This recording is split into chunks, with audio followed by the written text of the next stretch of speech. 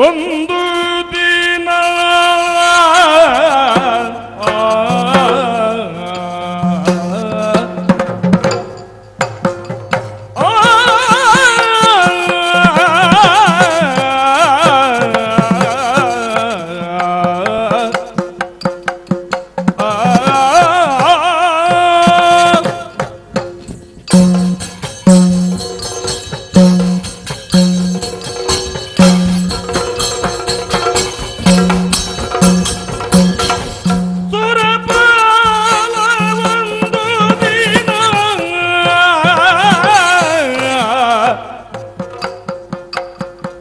ಭರಿತ ದೋಷದಿ ನಾಗ ಪರಿವಾರವನು ನೆರಹಿ ಹಿರುತವೋ ನಗಡಿ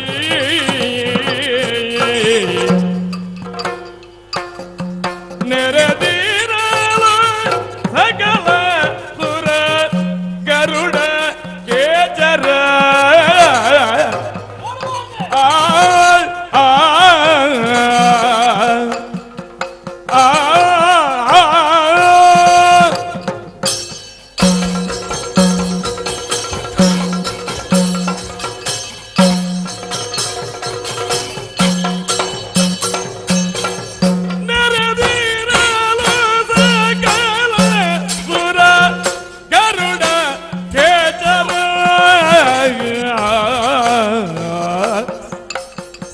ಯಕ್ಷ ಪರಿಪರಿಯ ಸುಮನದರು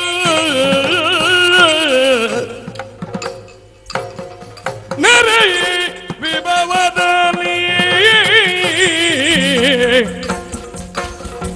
ಸುರಪಾಲ ಒಂದು ದಿನ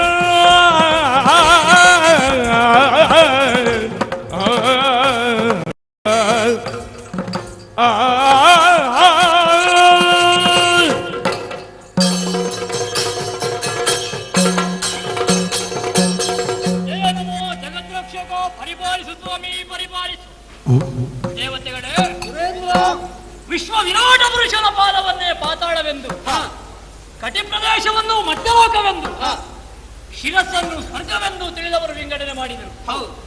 ಶರೀರಕ್ಕೆ ಶಿರ ಹೇಗೆ ಪ್ರಧಾನವಾದ ಅಂಗವು, ಹಾಗೆಯೇ ಸ್ವರ್ಗ ಮರ್ತ್ಯ ಪಾತಾಳ ಅನ್ನುವ ತ್ರೈಭುವನದಲ್ಲಿ ಸ್ವರ್ಗ ಅನ್ನುವುದು ಶ್ರೇಷ್ಠವಾಗಿದೆ, ಜ್ಯೇಷ್ಠವಾಗಿದೆ. ಸಂಪತ್ತಿಗೆ ಸಾಗರವಾಗಿ, ಸುಖಕ್ಕೆ ಆಗರವಾಗಿ, ಪರಮಭಾವನವಾದಂತಹ ಸ್ವರ್ಗಲೋಕ. ಇಲ್ಲಿ ಅಧಿಕಾರಿಯಾದಂತಹ ನಾನೇ ನಿಮ್ಮನ್ನೆಲ್ಲ ಪಡೆಯುತ್ತಾ ಇದ್ದೇನೆ. ಅಷ್ಟ ದಿಕ್ಪಾಲಕರಲ್ಲಿ ಒಬ್ಬನಾಗಿ, ಸಪ್ತ ದಿಕ್ಪಾಲಕರಲ್ಲಿ ಶ್ರೇಷ್ಠನಾಗಿ ದೇವೇಂದ್ರನಾದಂತಹ ನಾನು ಮೆರೆಯುತ್ತಿದ್ದೇನೆ. ಒಂದು ಕಾಲದಲ್ಲಿ ಮೇಘವಂತ ಪರ್ವತವನ್ನು ಸೇರಿ ಶತಾದ್ವರವನ್ನು ಮಾಡುವುದರ ಮೂಲಕವಾಗಿ ಮೂರು ಮೂರ್ತಿಗಳ ಮನಸ್ಸನ್ನು ಮೆಚ್ಚಿಸಿ ಒಂದು ಮನ್ವಂತರದವರೆಗಿನ ಅಧಿಕಾರವನ್ನು ಪಡೆದವರು ನಾವು. ಕಾಠಿಣ್ಯ ಮಾರ್ಗದಿಂದ ಕಾರುಣ್ಯ ಮಾರ್ಗವೇ ಮೇಲಾದ ಸಾಧನೆ ಎಂಬುದಾಗಿ ತಿಳಿದು ಆ ಕೃತ್ಯವನ್ನು ಎಸಗಿದೆವು. ನಮ್ಮ ಭಕ್ತಿಗೆ ಬಳಿದಂತಹ ಮೂರು ಮೂರ್ತಿಗಳು ಸ್ವರ್ಗದ ಅಧಿಕಾರವನ್ನು ನನಗೆ ಕೊಟ್ಟಿದ್ದಾರೆ. ಈ ಸ್ವರ್ಗಲೋಕದಲ್ಲಿ ಇರುವಂತಹ ಸಂಪತ್ತುಗಳು ಸಾಮಾನ್ಯವಾದುದಲ್ಲ. ಕಾಮಿಸಿದ್ದನ್ನು ಕ್ಷಣ ಮಾತ್ರದಲ್ಲಿ ಕಣ್ಣ ಮುಂದೆ ಕಾಣಿಸಿಕೊಡುವ ಕಾರಣೀಗಳಾದ ಕಾಮಧೇನು ಇರುವುದು ಸ್ವರ್ಗಲೋಕದಲ್ಲಿ. ಕಲ್ಪಿಸಿದ್ದನ್ನು ಅಲ್ಪಕಾಲದಲ್ಲೇ ಕೊಡುವಂತಹ ಕಲ್ಪತರು ಇರುವುದು ಸ್ವರ್ಗಲೋಕದಲ್ಲಿ. ನಮ್ಮದಾದಂತಹ ಕಾಮಿತ ಏನುಂಟು ಅದನ್ನು ಕೊಡುವಂತಹ ಕಾಮಧೇನುವು, ಕಲ್ಪವೃಕ್ಷವು, ಐರಾವತವು, ಚಿಂತಾಮಣಿಯು ಇದೆಲ್ಲವೂ ಇರುವುದು ಈ ಸ್ವರ್ಗಲೋಕದಲ್ಲಿ. ಸಾಮಾನ್ಯವಾದುದಲ್ಲ ಅಲ್ವೇ? ಇಲ್ಲಿರುವಂತಹ ಸಂಪತ್ತನ್ನು ಕಂಡಂತಹ ಕವಿಗಳು ಕಾವ್ಯಾತ್ಮಕವಾಗಿ ಇದನ್ನೆಲ್ಲ ಹೊಗಳಿದ್ರು. ಹರುಷ ವಂಗಣದ ಕಲು, ಸುರಭಿ ಕರಹಂ, ಕಲ್ಪತರು ವನಂ, ಸ್ವರ್ಗ ನಿಜ ದೇಶ, ಅಮರಾವತಿಯ ಪುರದುರ್ಗ, ಮೇರು ಕೇಳಿ ಶೈಲ, ಅಮೃತವೇ ಮನೆಯ ಭೀಯಂ, ಶಚಿರಾಣಿ ಸುತಗೆಯಂತ ವರರಂಬೆ ಸೂಳೆ, ಐರಾವತಂ ಕರಿ, ಹೊರವಾದ ನಭವನಂದನಿಪ ದೇವೇಂದ್ರ ಎಂಬ ಹಾಗೆ ನನ್ನನ್ನು ಕೊಂಡಾಡ್ತಾ ಇದ್ದಾರೆ. ಕವಿ ಕಾಣತನ್ನು ಕವಿ ಕಂಡ ಅಲ್ವೇ? ಇಂತಹ ಸಂಪತ್ಪರಿತವಾದಂತಹ ಸ್ವರ್ಗಲೋಕದ ಅಧಿಕಾರಿಯಾಗಿ ಎಂದಿನ ಹಾಗೆ ಉದ್ಯೋಗವನ್ನು ಕೊಟ್ಟವ ನಾನು. ಕೇವಲ ಸಂಪತ್ತು ಮಾತ್ರ ಅಲ್ಲ, ನೋಡಬಾರ್ದ ನಮ್ಮ ಸಭೆಯಲ್ಲಿ ರಂಬೆ ಪೂರ್ವಶಿ ಸಕಲ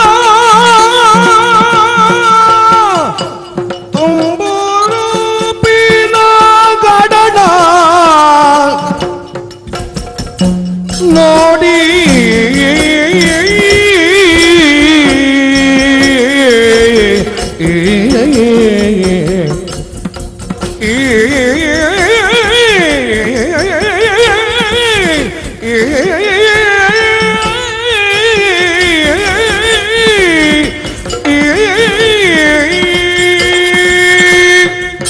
ಟಾಕಿಸ್ ಆಪ್ ಇದೀಗ ಕೇವಲ 99 ರೂಪಾಯಿಯಲ್ಲಿ ಲಭ್ಯ. ಹಿಂದೆ ಡೌನ್ಲೋಡ್ ಮಾಡಿ ಟಾಕಿಸ್ ಆಪ್.